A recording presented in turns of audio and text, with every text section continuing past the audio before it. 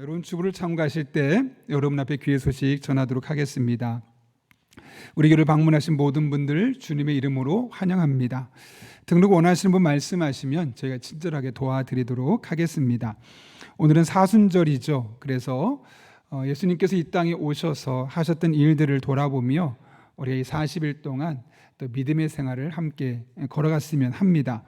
그런 과정 중에 하나가 바로 블레싱 데이입니다. 예수님 오셔서 복음을 전하는 것이 가장 중요한 목적이었는데 우리 또한 진짜 복은 예수님 만나는 것이다 라는 마음을 갖고 복음을 전하고 있습니다. 이번 주는 여러분이 작정한 분들에게 준비한 선물을 드리시면 되는데 1층 로비에 준비되어 있습니다. 인원수에 맞게 가져다 드리면 저도 일부러 하나 샘플로 사서 교역자들과 함께 먹어봤는데 꽤 맛있고 라면처럼 끓이시면 됩니다. 국수인데 다양한 맛으로 되어 있어서 한번 만나시고 선물을 드리고 또 오이코스로 초청하고 교회로 초청하고 하시면서 또 믿음의 교제를 나누시면 좋겠습니다. 오늘 그리고 이번 주 중에는 오이코스 모임이 있는데요.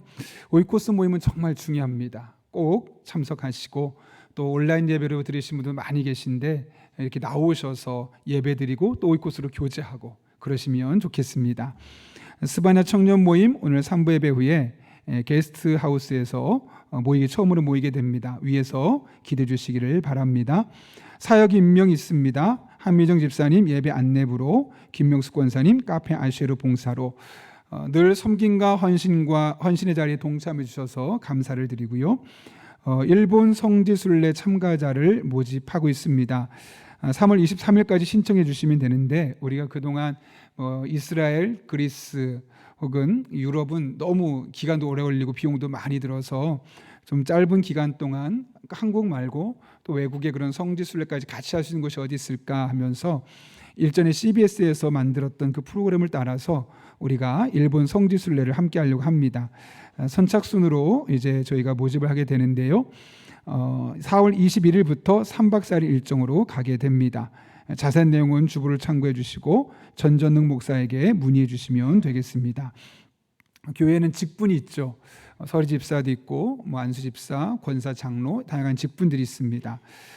이 직분을 맡아서 교회에서는 남자분 같은 경우는 기도하고 또 봉헌을 하는 그런 일을 하게 되고 또 여성분들은 성경 봉독을 하고 있는데 많은 분들이 다 해주시는 게 좋습니다. 그냥 예배에 겉으로 참여하는 것보다 이렇게 순서를 맡게 되면 적극적인 참여자가 되고 또 같은 예배에서 또 다른 그런 은혜와 감동을 경험할 수 있으니 그렇게 여러분 순서가 될 때 자꾸 뒤로 빠지지 마시고 그러면 1년에 한 번, 2번 정도 하게 되는 거니까 적극적으로 함께해 주시면 될 것 같습니다.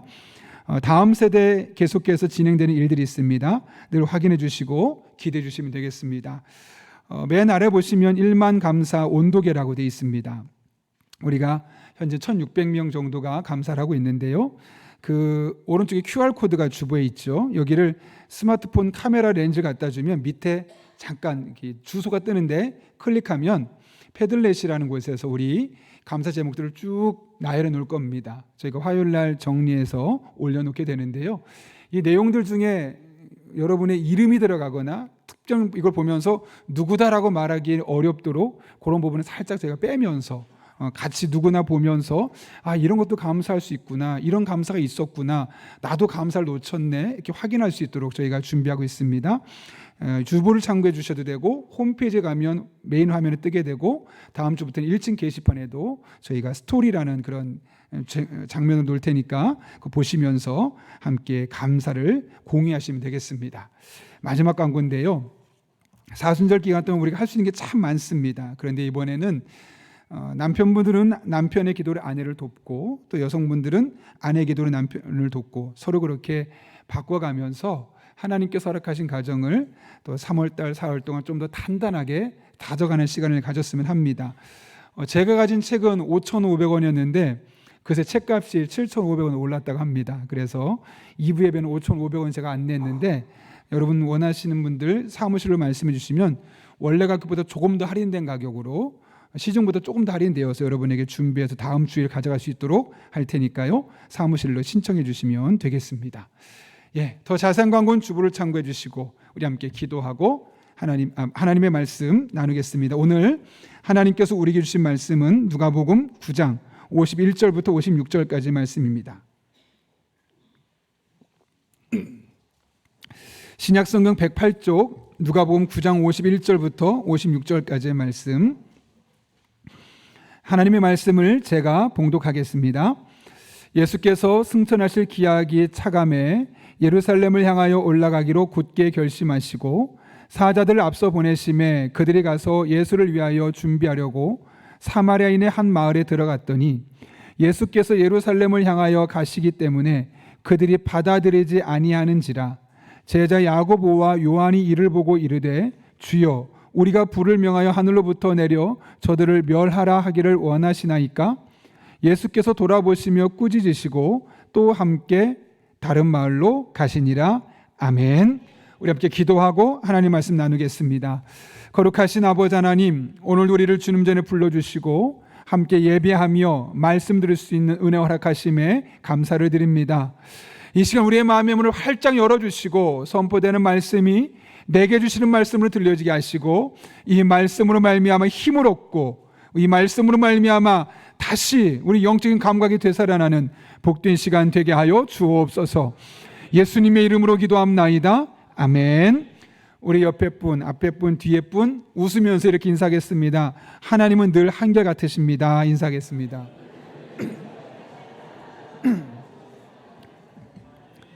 저는 안 그렇습니다. 이렇게 또 인사할까요? 아닙니다. 인사하면 안 됩니다. 우리가 신앙생활을 오래 하다 보면 어떤 특정한 단어, 어떤 특정한 표현들에 좀 마음이 가는 경향들이 있습니다. 여러분 교회 생활하고 신앙생활하면서 어떤 표현이 마음에 가장 많이 와닿습니까? 저 같은 경우는 최근에 all in이라는 표현을 참 좋아하게 되었습니다. 한 1년 넘은 것 같은데요. 사전을 찾아봤더니 all in은 뭐냐면 한 가지 일에 모든 힘을 쏟아부음이라는 뜻을 갖고 있습니다. 제가 이 단어를 좋아하게 되었던 이유는 마크 베터슨 목사가 쓴 all in이라는 책을 읽었기 때문이지만 조금 더 정확하게 말하면 그 책에서 D.L. 무디라는 사람이 했던 고백 혹은 도전 때문에 그렇습니다. 무디가 뭐라고 이야기하냐면 하나님께서 전적으로 자신을 하나님께 바친 사람과 함께 무엇을 하실지, 그 사람을 위해 무엇을 하시고 그 사람을 통해 무엇을 하시고 그 사람 안에서 무엇을 하시고 그 사람을 사용하여 무엇을 하실지 세상에 똑똑히 부어 주어야 할 것입니다 라고 이야기를 했습니다. 이게 무슨 말일까요, 여러분? 그리스도인은 그냥 자기에게 주어진 일을 열심히 해서 산다고 그리스도인이 아니라는 겁니다.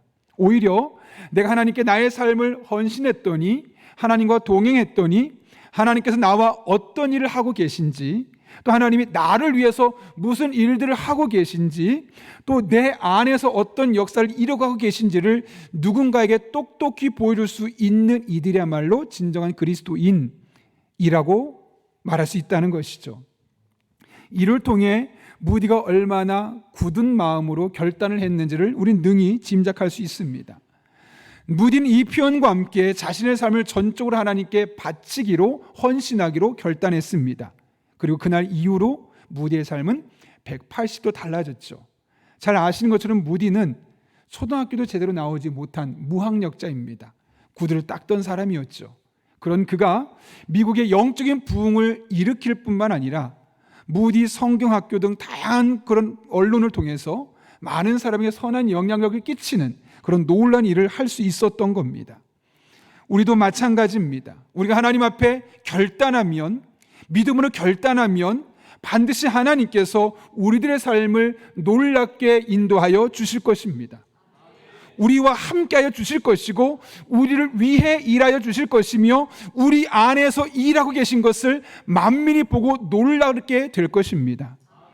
지금은 정확하게 무슨 일을 어떻게 하실지 우리는 짐작할 수 없지만 하나님 앞에 결단하고 나아가면 하나님 그 결단을 통해서 반드시 우리 안에 우리를 통해 일하여 주시는 것이죠. 오늘 이런 관점으로 오늘 말씀을 살펴보려 합니다.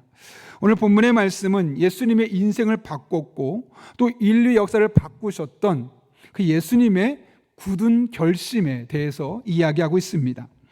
갈릴리 건너편에서 전도하신 예수님께서 그분의 행선지를 예루살렘으로 정하셨죠. 그런데 그 예루살렘을 향해 가는 예수님의 마음에 대해서 본문은 이렇게 말합니다. 굳게 결심했다. 51절인데요. 예수께서 승천하실 기약이 차감해 예루살렘을 향하여 올라가기로 굳게 결심하시고, 여기 굳게 결심하다는 단어 스테리조라는 단어인데 이게 무슨 뜻이냐면 어떤 사물이 있는데 흔들리지 않도록 단단하게 고정하는 것을 말합니다. 예를 들면 트럭에 짐을 싸놓고 어떡합니까? 흔들리지 않도록 밧줄로 꽁꽁 묶는 것처럼 지금 예수님께서 어떤 마음을 먹었었어요. 근데 예루살렘으로 가려고 하니까 그 마음이 흔들렸던 거예요. 갈까 말까. 그때 가야지 굳게 결심하시고 예루살렘으로 향하게 되었다고 이야기하고 있는 거죠. 그런데 여러분 뭔가 좀 이상하지 않습니까? 여러분 서울 갈 때 내가 오늘 굳게 결심하고 서울 갑니다 라고 말합니까? 나 오늘 천안에 일이 있어서 내려가야 되는데 굳게 결심하고 천안 내려갑니다 라고 말하지 않습니다. 일반적으로 오늘 일이 있어서 천안 가고 일이 있어서 서울 가고 뭐 이렇게 이야기하죠. 그런데 오늘 본문에서 왜 예수님은 예루살렘으로 가는데 굳게 결심해야만 했을까요? 우리가 읽었던 51절에서 그 이유를 알 수 있는데 51절 같이 한번 읽어볼까요? 시작. 예수께서 승천하실 기약이 차감해 아멘. 여기 보면 승천하실 기약이 차가기 때문이었다라고 이야기합니다. 승천하실 기약이라는 단어를 보면 단수처럼 보이지만 원문은 복수로 되어 있습니다. 그래서 이 승천하실 기약은 무엇을 의미하냐면 단순히 승천하신 하늘로 올라가신 예수님이 아니라 순환을 당하고 죽음을 당하고 부활하고 승천하기까지 이 네 단계를 포괄하는 그런 승천하실 기약을 이야기하고 있는 것이죠. 이렇게 예수님께서는 곧 내가 예루살렘으로 가야 되겠구나. 왜냐? 내가 십자가에 못 박혀 죽으실 것을 아셨기 때문에. 여러분 예수님께서 십자가를 지시는 것 쉬운 일이었을까요? 어려운 일이었을까요? 우리가 보기엔 그냥 나무 하나 달린 것처럼 보이지만 그 당시에 이 역사를 보는 제럴드 브래들리라는 의사가 의학적으로 예수님의 죽으심에 대해서 이 십자가 처형을 분석했는데 이렇게 고백하고 있습니다. 이것은 인간이 직면할 수 있는 가장 고통스러운 죽음이었다. 그분은 스스로를 지탱해야 숨을 쉴 수 있었다. 팔목 중앙신경을 강타한 대못들로 야기된 격렬한 고통은 양팔을 타고 폭발하듯 위로 올라가 뇌로 들어가서 척추로 내려간다. 발의 종족골 사이의 신경들을 따라 타는 듯한 고통을 주는 대못들로 인해 그분의 몸은 격렬을 일으키며 고추서게 된다. 그 후 다리 근육들이 격렬을 일으켜 그분의 몸을 아래쪽으로 끌어잡아 당겼다가 그분을 십자가에 때린다. 공기는 흡입되더라도 폐에 축적된 이산화탄소와 혈류가 호흡을 자극하여 격렬을 완화시키기까지는 내뿜을 수 없게 된다. 희생자는 피로와 충격, 탈수 그리고 마비로 죽게 된다. 각각 수십억 개의 세포들이 한 번에 하나씩 죽기 때문이다. 이것이 바로 십자가형을 겪는 이들이 겪는 고통입니다. 많은 사람들이 십자가에서 죽어가는 모습을 보았고 예수님도 수많은 사람들이 십자가에서 죽어가는 모습을 보았습니다. 그래서 사람들은 십자가에서 죽는 것을 기피했고 오죽하면 돈을 뇌물을 주어서라도 제발 십자가형만은 면하게 해달라고 할 만큼 그 십자가형은 매우 고통스러운 일이었던 것이죠. 그것은 예수님도 별로 다르지 않았습니다. 그래서 예수님도 처음에는 가려고 했다가 마음이 흔들렸던 겁니다. 내가 십자가형을 져야 된다고 흔들렸던 그 마음을 다시 가다듬고 굳게 결심해야만 했던 일이었던 것이죠. 그러나 예수님은 굳게 결심하고 결단하게 되었을 때 끝내 모든 사람이 기피했던 십자가를 담대하게 질 수 있었고 그 십자가를 짐으로 인하여서 모든 인류를 구원할 수 있는 그 구원의 초석을 마련할 수 있게 되었던 겁니다. 한 사람의 굳은 결단이 그 굳은 결심이 많은 영혼의 구원으로 나타나게 되었던 것이죠. 우리 인생도 마찬가지입니다. 살다 보면 우리 인생을 좌우하는 인생의 결단이 필요할 때가 있습니다. 물론 대부분의 경우는 그냥 주어진 일상의 삶을 살아가도 큰 문제 없이 살아갈 수 있지만, 그러나 정말 결단할 시기가 있고 결단할 상황이 있습니다. 그래야지만 그 상황을 극복할 수 있고, 그래야지만 일이 제대로 이루어지고, 그럴 때 하나님께서 우리를 통해 일하시는 것을 우리는 목도할 수 있게 되는 것이죠. 여러분 혹시 성경 통독으로 유명한 통박사 조병호 목사님 이야기를 들어보셨습니까? 최근에 그분의 자서전을 잠깐 살펴보면서 그 목사님이 신학교에 들어갔을 때 일화가 기록된 것을 보았습니다. 원래 꿈은 정치가가 되어서 대통령이 되는 것이었는데, 고등학교 때 어머님이 세상을 떠나면서 너무 좌절되었고 모든 걸 포기하고 있다가 신학생이 되었습니다. 그런데 신학교에 갔지만 시간이 지날수록 내가 정말 끝까지 신학을 해야 되나? 그만둬야 되나? 이 두 가지 갈등 상황이 그분에게 있을 수밖에 없었던 것이죠. 왜냐하면 깊은 소명을 온 것이 아니었기 때문에요. 그래서 이대로 가다가는 안 되겠다 싶어서 하나님 앞에 기도하기 시작했으면 무려 6개월 동안 산에 올라가서 기도했는데 이런 응답을 주시더래요. 뭐뭐 같아. 첫 번째 응답은 하나님이 살아계신 것 같다. 두 번째로는 성경은 하나님의 말씀인 것 같아. 원래 신학생이면 어떤 믿음이 있어야 될까요? 하나님은 살아계십니다. 이 말씀은 그냥 텍스트, 이 글자가 아니라 살아계신 하나님의 말씀입니다. 이렇게 이야기되는 거 아니겠습니까? 그런데 6개월을 기도했는데 그 마음속에 주신 마음이 하나님은 살아계신 것 같아. 잘 모르겠지만 이 책은 하나님의 말씀, 성경 말씀은 하나님의 말씀인 것 같아. 이런 마음이 그의 마음에 있게 되었다는 거죠. 물론 이것도 한 단계 진보한 것이지만 그 마음속에 뭔가 부족했던 겁니다. 그 다음날 목사님이 중대한 한 가지 결단을 내립니다. 내가 성경 말씀을 읽어서라도 하나님은 살아계신 것 같은 분이 아니라 정말 살아계신 분으로 만나야겠다. 이 성경책은 하나님의 말씀일 수도 있어. 말씀 같아가 아니라 하나님의 말씀이라고 선포할 수 있는 만큼 그렇게 할 수 있도록 내가 성경을 읽어야겠다. 그런 마음이 그분의 마음에 생기게 되었다는 거죠. 그래서 무려 4년 동안 매일 성경을 파고들었고 끝나고 나면 기도하기 시작했다는 겁니다. 그러면서 점점 성경을 통해서 하나님은 살아계시고 이 책은 하나님의 살아계신 말씀입니다라고 선포할 수 있게 되었으며, 이젠 우리나라 처음으로 성경 통독이라는 그런 붐을 일으키면서 통독 박사로까지 알려지게 되었다는 것이죠. 한 번의 굳은 결단과 결심이 그분의 인생을 180도 달라지게 만든 겁니다. 이런 일도 있습니다. 제가 오래전에 충남 예산에서 서울로 올라와서 처음 신앙생활했던 교회가 송파구에 한 20, 30명 정도 되는 작은 교회였습니다. 그때 저는 20대 중후반이었고 한 남자 집사님이 30대에 계신 분이 계셨는데 그분은 좀 다른 분과 이 삶의 패턴이 많이 달랐습니다. 우린 보통 낮에 일을 하고 저녁에 밥 먹고 밤에 잠을 자고, 이것이 일반적인 패턴인데 그분은 가락시장에서 일을 하다 보니까 거꾸로 됐었습니다. 그러니까 낮에 그분은 잠을 자고 저녁에 일어나서 일을 가고 또 새벽에 오고, 그러니까 스트레스가 너무 심한 거예요. 왜냐하면 일 끝나고 집에 와서 친구를 만나려고 해도 친구 있습니까? 없습니까? 없어요. 다 일하러 가고 아내도 맞벌이하고, 그러니까 너무 외롭고 힘든 거죠. 또 일은 너무 힘들고 또 피곤하고, 그러니까 줄담배를 피기 시작했는데 하루에 한 갑 이상 필 정도로 담배를 이렇게 많이 폈다는 거예요. 그러다 어느 날 예배를 드리다가 끊어야겠다 라는 마음이 강하게 오더라는 거죠. 그래서 담배를 피우지 않으리라 결심했습니다. 어떻게 됐을까요, 여러분? 그 다음 날도 또 폈습니다. 또 폈습니다. 쉽지 않는 거예요. 왜냐하면 그 삶의 패턴이 너무나 힘드니까. 담배를 펴서라도 그 상황을 이기고 싶고 아무 탈 게 없으니까 또 담배를 피게 되고, 물론 담배 피는 게 뭐 죽을 죄는 아니니까 우리가 그렇게 말할 거는 없겠지만 적어도 그분 마음속에 하나님이 그런 마음을 주셨다는, 그만 끊어야겠다 이런 마음을 주셨다는 거죠.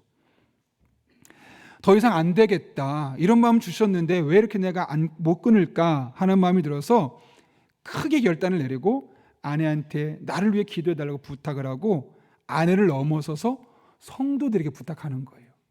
사실 내가 이런 마음이 있어서 담배 끊으려고 하는데 나를 위해 좀 기도해달라. 성도들이 기도하기 시작했죠. 그 후에 참 신기한 일이 시작됐어요. 이분이 담배를 한 갑 이상 피던 분이잖아요. 담배 피려고 딱 불을 붙이고 입에 갔는데 구역질이 나더라는 거예요. 그래서 자기가 못 피울 뿐만 아니라 이제는 담배 피우는 가락시장 사람들 옆에만 있어도 담배를 도저히 피울 수가 없겠다는, 옆에만 있어도 힘들고 구역질 나더라는 거죠. 그래서 결국 자기도 모르게 자연스럽게 담배가 끊어지더라 라는 이야기를 하는 거예요. 여러분, 이 일이 어떻게 시작되었습니까? 굳은 결심과 결단이 지속될 때 그런 과정을 통해서 하나님이 역사하시니까 정말 신기한 방법으로 끊어질 수 있게 되었던 것이죠. 다윗의 일생도 보면 비슷한 일이 있었는데요. 다윗의 인생은 참 위기가 많았습니다. 그 중에 하나가 사울 왕으로부터 말미암은 위기였죠. 질투심이 극도에 달했던 사울은 다윗을 죽이겠다라는 마음까지 먹게 됩니다. 그래서 다윗은 살아남기 위해서 광야에서 노숙을 하기도 하고 굴에 들어가서 살기도 하고 심지어는 자기 적들 앞에서 침을 질질 흘리며 미친 놈이란 소리를 들을 정도로 비참한 상황까지 처하게 됩니다. 육체적으로 피해 다니니 힘들었고 심리적으로 압박을 받았고 그러니 너무너무 힘든 시간을 보낼 수밖에 없었죠. 그런데 그 상황을 잘 극복하고 이겨내고 마침내 이스라엘의 왕으로 등극한 것을 우리는 잘 알고 있습니다. 어떻게 그것이 가능할 수 있었을까요? 어떻게 그 수많은 위기들을 그가 이겨낼 수 있었으며 그 정신적인 압박과 스트레스를 극복할 수 있었을까? 시편 57편에 보게 되면 다윗이 이런 고백을 합니다. 같이 한번 읽겠습니다. 시작. 하나님이여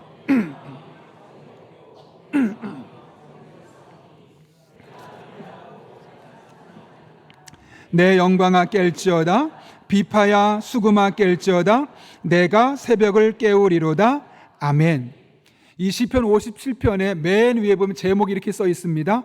다윗이 사울을 피하여 굴에 있을 때. 그러니까 우리가 읽은 이 시편 말씀은 언제 했던 이야기냐면 편안하고 좋고 행복하고 아무 문제가 없을 때가 아니라 목숨이 위기에 달아 있고 심적인 압박감에 시달려 있었던 바로 그때 했던 이야기인데 다윗이 이 상황을 극복하기 어떻게 했다고 말합니까? 옆에 좀 전문적으로 상담을 찾아가서 그분의 이야기를 들었다고 말하지 않습니다. 또 자기가 좀 언변이 뛰어나니까 사울가에게 찾아가서 설득을 해서 거래를 해서 그 문제를 이겨냈다고 말하지 않습니다. 오늘 보면 뭐라고 말하냐면 그가 마음을 확정하고 확정했다고 합니다. 이게 뭐냐면 굳게 결심했다는 거죠. 무엇을요? 내가 새벽을 깨우리라. 새벽 기도자가 되기로 결단했던 겁니다. 이 문제는 내가 전문가를 만난다고 해서 쉽게 풀려질 문제가 아니구나. 이 문제는 내가 사울을 만나서 단판을 짓는다고 해결할 수 있는 문제가 아니구나. 이것은 내가 새벽을 깨우며 하나님의 도우심을 구하고 하나님의 은혜를 사모해서 그분이 나의 삶을 통해 일하실 때만 가능한 일이구나 라는 것을 깨닫고 나서 굳게 결심했습니다. 무엇을요? 새벽을 깨워 기도하기로. 내가 새벽을 깨우리로다. 이 새벽 기도의 힘을 통해서 다윗은 이 삶의 문제들을 해결할 수 있었죠. 왜냐? 하나님께서 그의 기도를 들으시고 그의 삶에 함께 하셨기 때문에요. 여러분, 이렇게 하나님은 하나님 앞에 굳게 결단하고 나아가는 사람의 삶을 통해 놀라운 일들을 행하시는 겁니다. 우리 삶도 마찬가지 아닐까요? 우리가 마음에 결단하고 하나님께 나아가면 하나님 반드시 우리를 통해 일하시고 우리를 위해 일하시고 우리와 함께 일하여 주실 것입니다. 그러니 지금 해야 할 일은 무엇일까요? 결단하는 겁니다. 결심하는 겁니다. 지금 하지 않으면 영원히 못할 수도 있습니다. 지금 온전히 전부 걸지 않으면 아무것도 못할 수 있습니다. 지금 이 시간을 하나님 앞에 굳게 결단할 시간으로 삼고 우리의 삶을 하나님께 올인할 수 있기를 바랍니다. 여러분의 인생의 왕자에서 내가 왕이 되지 마시고 하나님을 그곳에 올리고 우리를 끌어내리십시오. 모든 사리사욕과 불법과 편법을 절제하며 내 삶의 모든 것을 하나님께 내어 맡기고 굴복시키며 내 시간과 내 에너지, 내 물질과 내 몸까지도 하나님께서 내게 주신 선물이요 하나님을 위해서 내게 주신 것임을 기억하고 하나님께 나아갈 수 있는 저와 여러분 될 수 있기를 바랍니다. 특별히 우리는 사순절을 보내고 있습니다. 여러분, 이 사순절에 우리가 해야 할 일이 무엇일까요? 과거에 우리가 어떻게 신앙생활을 해왔는지 하등 중요하지 않습니다. 지금 어떻게 하느냐죠. 저는 바라기는 이 사순절날 우리의 모든 신앙이 리셋되길 원합니다. 처음 믿는 사람처럼, 오늘 예수님 처음 믿은 사람처럼, 오늘 처음 구원받은 사람처럼 하나님 앞에 감격하고 은혜로 말미암아 삶이 살아가는 이 첫사랑의 열정이 회복되는 그런 놀란 은혜가 오늘 저와 여러분의 삶을 통해 나타날 수 있기를 바랍니다. 그렇게 결심하고 그렇게 결단할 때 하나님은 여러분을 통해 일하여 주실 것입니다. 하나님이 여러분을 위해 일하여 주실 것입니다. 하나님 여러분 안에서 움직이는 것을 경험하게 될 것입니다. 그런 은혜가 저와 여러분의 삶 가운데 이 사순절 기간 동안 회복되고 경험될 수 있기를 예수님의 이름으로 축원합니다. 함께 기도하겠습니다. 거룩하신 아버지 하나님, 사순절을 맞이하며 매년 보내는 사순절이 아니라 올해는 나의 신앙을 리셋하고 초기화하고 마치 오늘 예수님 처음 믿은 것처럼 감격하며 기뻐하며 감사하며 행복하며 살아갈 수 있는 우리 성도님들 되게 하여 주옵소서. 특별히 오늘 성만찬이 있습니다. 이 성만찬을 통해서 우리 신앙이 초기화되게 도와주시고 다시 십자가의 감동으로 하루하루 살아가는 복된 성도님들 되게 하여 주옵소서. 예수님의 이름으로 기도합나이다. 아멘.